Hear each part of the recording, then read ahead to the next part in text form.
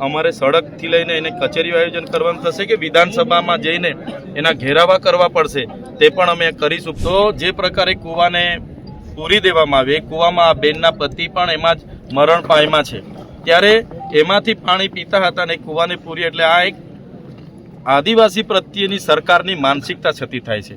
કોઈ બીડગાર્ડની કે કોઈ પોલીસ કોન્સ્ટેબલની હિંમત ના થાય, પણ એમને કેટલાક નેતાઓ, ઉચ્ચ પોલીસ અધિકારીઓ, ઉચ્ચ ફોરેસ્ટ અધિકારીઓ દ્વારા આદેશો થયા અને અહીંયા હિંસા થઈ છે। ફાયરિંગ કરવા માટેની પરવાનગી કોણે આપી?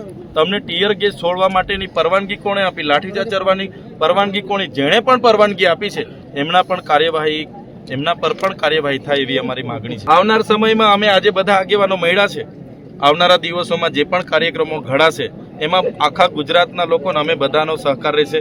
આજે મારી તબિયત નરમ હતી છતાં મારી બહેનનો બધાનો આગ્રહ હતો તો અમે મુલાકાતે આવ્યા છે। આજે બેસીશું અને જેવું આયોજન થશે, અમારે સડકથી લઈને એને કચેરીઓ આયોજન કરવાનું થશે કે વિધાનસભામાં જઈને એના ઘેરાવા કરવા પડશે તે પણ અમે કરીશું।